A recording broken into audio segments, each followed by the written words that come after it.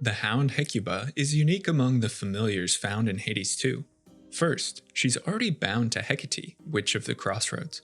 Second, and more intriguing, is that she wasn't always an animal. In myth, Hecuba was the ill-fated final queen of Troy, wife to King Priam, who ruled during the Trojan War and saw his beloved Ilium ruined by the Greeks. There are several legends regarding Hecuba's fate, but the most widespread says that she was taken as a slave by Odysseus.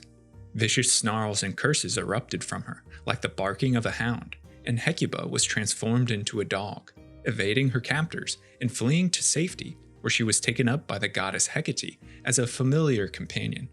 Another claims that Hecuba threw herself into the sea and was twisted into a she-dog, her burial a warning area for sailors. And another states Hecate is the one who rescued her and for the queen's own safety had her transformed into a hound. Whatever the case, Hecuba is often depicted alongside Hecate, and the Witch of the Crossroads has a deep connection to dogs. In Hades 2, we're given this description: a long-time familiar of the Witch of the Crossroads with an unusually regal bearing for a hound. When first you met, you saw the fierce intelligence behind her eyes. An ode to the legend of Troy's last queen. Ever been caught between a rock and a hard place?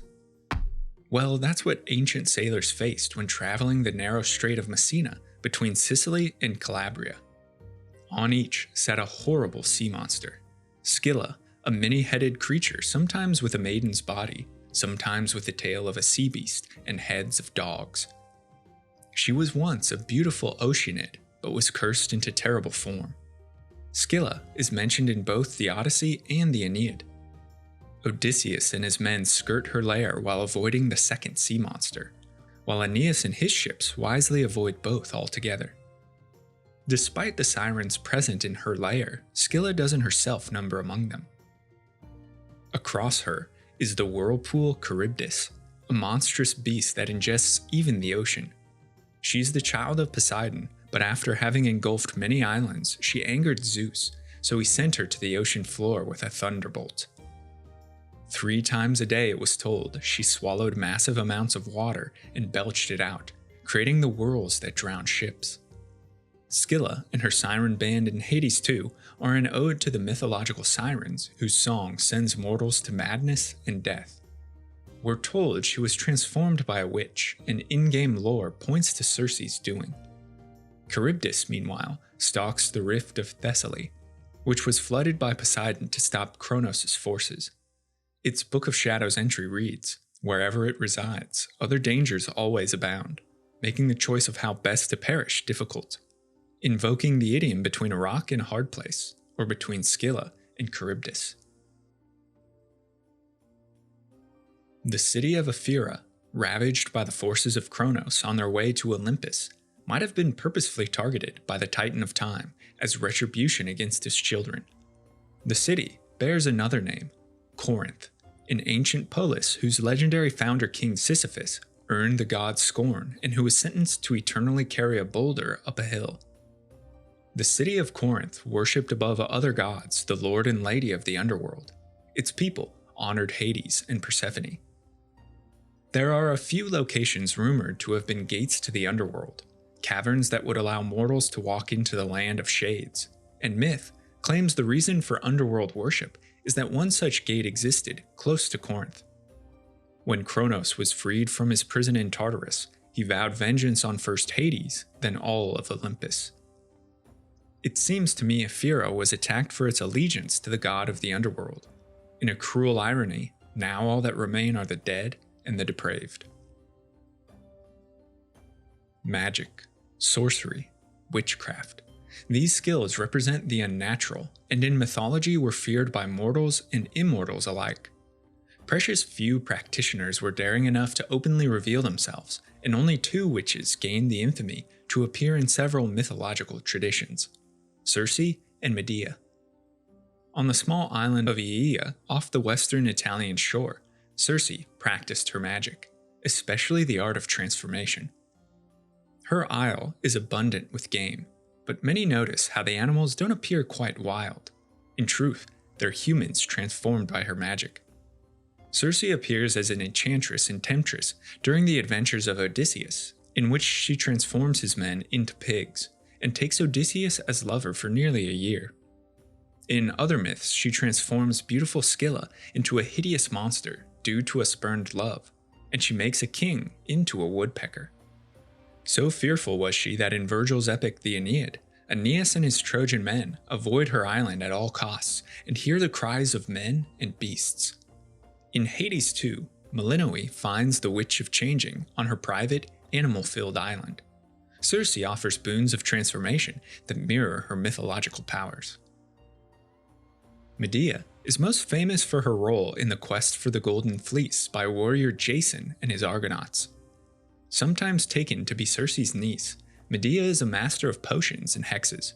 She greatly assists Jason's quest, going so far as to kill her own brother, and later marries the hero. But her love is cast aside after 10 years, as Jason intends to marry another. Bent on revenge, Medea poisons the betrothed and kills her own sons before fleeing Corinth on a golden chariot. Medea in Hades 2 appears to Melinoe in the city of Ephyra, the other name for Corinth, due to her mythological connection. She offers knightly curses. As Medea was spurned or shunned, her power grew, and she demonstrates the darker arts of witchcraft. The cup of blood and poison Medea holds is a callback to the various poisons she employed while helping Jason, but also to the myth of Theseus, where she attempted to poison this Athenian hero. Now, the Black Fleece item that Medea gives is also a callback to the Golden Fleece quest involving her and Jason, but also how she interwove poison into the fabrics of the wedding dresses for Jason's intended. So you're probably familiar with a narcissist, and may have even heard the legend of Narcissus from which the term's drawn. But not many know of the tragic companion to this charming lad's tale. It was once told that Echo was the most effervescent, most captivating of all the nymphs. Her face and personality drew even the eye of Zeus, and unfortunately for Echo, also the wrath of his wife Hera. Hera was jealous of her husband and cursed Echo, stating, "You shall always have the last word, but no power to speak the first." And so this nymph hid in caves and plains, echoing the words she heard. Like many, Echo became entranced by Narcissus, a youth whose beauty was the envy of gods and mortals alike. Yet his vanity pushed Narcissus to spurn the advance of any suitor, man or woman. Echo could follow him, but she couldn't speak with Narcissus, and so how would she ever gain his affection? Narcissus eventually drew the wrath of Nemesis, who sought justice for the lovers his selfishness hurt. May he who loves not others love himself. Thus was Narcissus cursed, just as he looked into the glassy reflection of a nearby pool. So, in love with his own image, Narcissus couldn't be moved, not even to eat or drink. He soon died. His last words to his image were farewell, and Echo was there to repeat them. In Hades 2, the shade of Echo still loves Narcissus, and Melinoe works as an in-between to broker reconciliation between the two. The nymph still carries her curse in death, and repeats Melinoe's words. Prometheus, the guardian of Mount Olympus, whom Melinoe must defeat to continue her quest, brings with him as battle companion the eagle Aitos. There's much more to this bird than meets the eye. Aitos, and the eagle in general, is a personification of Zeus and strongly bound to the god of lightning. Some myths claim Aitos was a childhood friend of Zeus while he hid from his father Cronus on the Isle of Crete. When Zeus married Hera, the queen of Olympus had Aitos transformed into an eagle out of fear Zeus loved him more than her. Another claims the righteous king of Attica, Periphas, was so loved by his people that they worshipped him instead of the gods, so spiteful Zeus transformed him into the eagle. In any event, Aitos is both messenger and harbinger of the mighty Olympian. When the Titan Prometheus, out of his love for mortals, slighted the gods by gifting fire and starting the tradition of giving the gods the worst cuts of meat for sacrifice, was chained in the Caucasus Mountains, and Zeus sent Aitos to deliver punishment. Each day, the eagle would gouge out and devour Prometheus's liver. Each night, the organ regenerated and the torture would begin again at sunrise. This was how these mythological figures became connected, and in Hades 2, it seems the pair have since reconciled. So, why did the eagle bond the Titan? Prometheus is the Titan of foresight and prophecy. In Greek tradition, and many others, eagles are seen as symbols of wisdom and foresight as well for the excellent vision they possess. Prometheus and Aetos both portend the future and make powerful allies. And when Melinoe confronts Prometheus, we can see that there's bandages around his abdomen, where his liver had once been pecked by his new ally. Several myth and lore tidbits are sprinkled into Kronos' appearance and his boss fight. He's an amalgamation of Kronos, the embodiment of time, and Cronus, the ruler of the Titans, two deities that are themselves often conflated, and he bears resemblance to both. Kronos has wings and wields a scythe, much like Father Time was purported to appear. But the Titan Cronus also raised the scythe, gifted to him by his mother Gaia, to overthrow his father Uranus. Its in-game name is Hrodreptus, which some have translated to mean Time Reaper. What's even more interesting, at least to me, is that Kronos appears with several gold veins running over the course of his body. This is a call to the fate Cronus faced after he was defeated during the Titanomachy. Zeus and the other Olympian gods had the Titans' bodies torn to pieces and sprinkled throughout the lowest depths of Tartarus, so they could never again amass power.